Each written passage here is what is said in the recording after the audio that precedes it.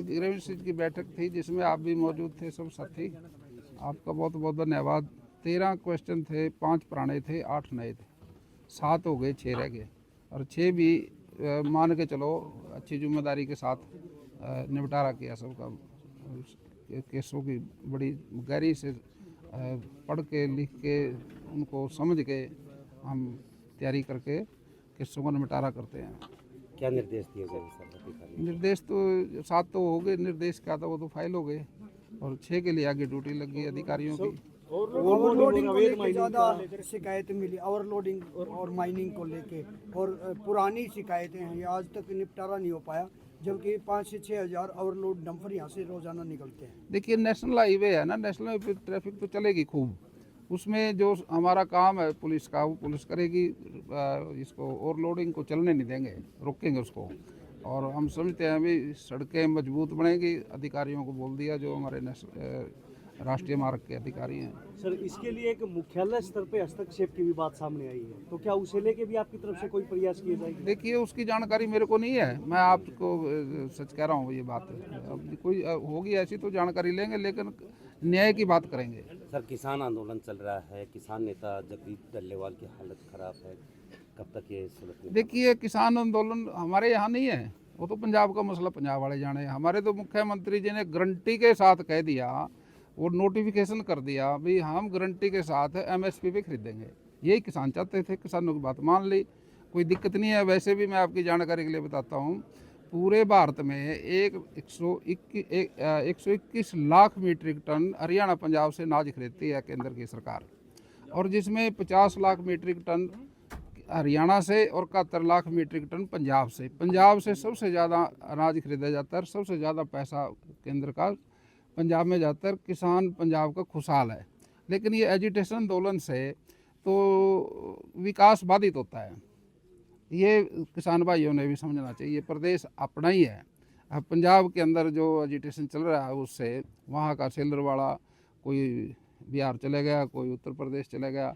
आखिर ना फिर अगला सीजन जब आएगा तो धान की को चावल कैसे बनेगा, फिर दिक्कत आएगी। ये चीज़ें समझनी चाहिए। विकास के लिए सबसे पहले अनुशासन और शांति की ज़रूरत है, अच्छा वातावरण रहे, और इस बात को हमारे प्रदेश का किसान अच्छी तरह समझता है।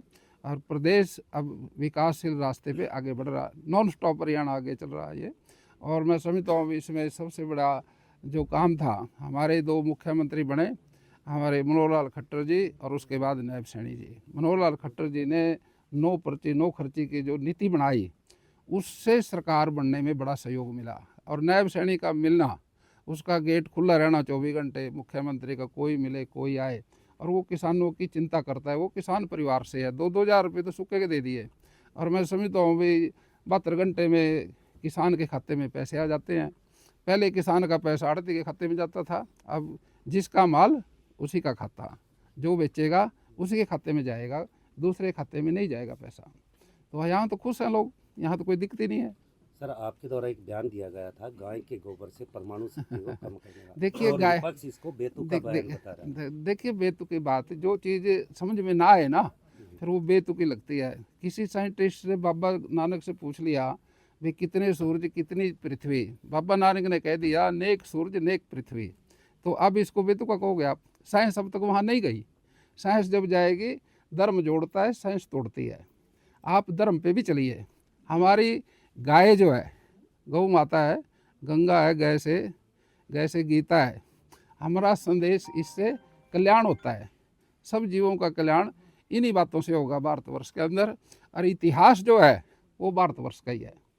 दुनिया के अंदर सबसे श्रेष्ठ देश भारतवर्ष है, और भारत के अंदर सबसे श्रेष्ठ गौ माता है। आपने जो बयान दिया 2016 में संघ ने दिया था, उसको जो है साइंटिस्टों ने नकार दिया था, तो फिर आपने दोबारा वही बयान दिया। फिर देखिए पहले हमारे डॉक्टर भी कहते थे भी देसी घी ना खाओ, अब दोबारा कहने लगे देसी घी खाओ। सर अंबेडकर को लेकर संग्राम चल रहा है, कांग्रेसी भी आज लगातार सड़कों पे उतरे हैं, उन्होंने भी प्रदर्शन किया, आरोप लगा रहे हैं, तो किस रूप में देखते हैं? क्या आरोप लगा रहे? अंबेडकर को लेकर जो अमित शाह जी द्वारा जो टिप्पणी की गई उसको। देखिए अंबेडकर जी सम्मानित हैं, उन्होंने तो संविधान का सबसे बड़ा रोल अदा किया। और मैं तो इंदौर से विधायक हूँ, मैंने 100 से ऊपर अम्बेडकर भवन बनाए। हम बाबा का तय दिल से मोदी जी ने राष्ट्र का, देश का सबसे बड़ा नेता है, सबसे ज़्यादा सम्मान अंबेडकर जी का किया। और किस हालात में, किस परिस्थिति में कोई बोलता है, वो परिस्थितियाँ अलग हो जाती हैं। महात्मा बुद्ध की एक बैठक थी, उसने जो भाषण दिया और फिर उसने कहा भाई मेरे भाषण को वो समझेगा जिसने जो समझना है। कई बार वो यह सोचता है भी भाषण तो हो जाता है, लेकिन समझने वाले तो वही समझेगा जो उसने समझना है। ऑर्गेनिक खेती के लिए आज कई जगह आपने दौरा किया, कुछ बढ़ावा देने के लिए क्या करना है? देखिए, ऑर्गेनिक खेती के लिए नहीं, मैं प्राकृतिक खेती के लिए दौरा किया। प्राकृतिक खेती अलग है, ऑर्गेनिक खेती अलग है, रासायनिक खेती अलग है। 3 तरह की खेती है भारतवर्ष के अंदर। लेकिन जो रासायनिक खेती होती रही उससे हमारे यहाँ बीमारी के आसार बढ़ने लगे हैं। कैंसर की बीमारी बहुत सारे लोगों में आने लगी है। मैं समझता हूँ जब तक प्राकृतिक खेती होती रहेगी, बढ़ावा मिलेगा, तो कैंसर की बीमारी भी ठीक हो जाएगी, बहुत सारी बीमारियां ठीक हो जाएंगी। हमारे खान पान से ही बीमारियां लगती हैं। अगर हमारा खान पान शुद्ध हो जाए, देसी हो जाए, प्रकृति के सिस्टम का मतलब प्रकृति में पैदा हुआ अनाज, उसमें हमारी इंटरेस्ट कुछ ना हो, हमारा दखल उसमें कुछ ना हो। हमारा दखल जब बढ़ता है जब हम कीटनाशक दवाई डालते हैं और डीएपी और यूरिया डालते हैं, हमारी दखल हो गया खेती में। जब हमारा किसी भी चीज़ में दखल होगा वो चीज़ बिगड़ेगी। इसलिए प्राकृतिक खेती को हम बढ़ावा दे रहे हैं। माननीय मोदी जी ने इस देश की चिंता की है, अभी मेरे देश के नागरिक स्वस्थ रहें और खाना शुद्ध खाएं, जो देश धरती माता की स्थिति ठीक रहे। पहले बारिश के टाइम में जब हम छोटे छोटे थे तो बड़े बड़े गंडोए निकलते थे, क्योंकि वो खाद ने उनको मार दिया, कीटनाशक दवाइयों ने। जिला लेवल पर कोई मंडी विकसित करने की योजना है? देखिए, हम सबसे बात यही सोच रहे हैं भाई ऑर्गेनिक जो हमारे प्राकृतिक खेती से जो अनाज पैदा हो उसकी सेल पुख्ता हो जाए, ताकि खरीदने वाले को भी दिक्कत ना आए और बनाने वाले को भी दिक्कत ना आए। उसको पता लगे मेरा अनाज जल्दी बिकेगा। ये कोशिश करेंगे। हमारी कृषि जो है, देश जो है कृषि प्रधान देश है, हरियाणा भी कृषि प्रधान देश है। हम समझते हैं अभी कृषि से काफ़ी बेरोजगारी दूर हो सकती है, वो करने का प्रयास करेंगे दूर। सर, 2 बार मेडल जीतने के बाद भी उनको खेल रत्न का पुरस्कार नहीं दे रही सरकार। देखिए, ऐसा तो नहीं है। हमारे यहाँ तो खेल में जितना बड़ा बढ़ावा मोदी जी ने दिया, खेलो इंडिया, और मैं समझता हूँ भी इससे ज़्यादा पहले कभी नहीं हुआ। और मनोहर लाल जी ने तो बहुत ही आगे बढ़ाया इसको, और हमारे मुख्यमंत्री नायब सैनी जी भी इससे पीछे नहीं है। कहीं ऐसा कोई बात नहीं है। अगर कोई है हम उस पर विचार करेंगे।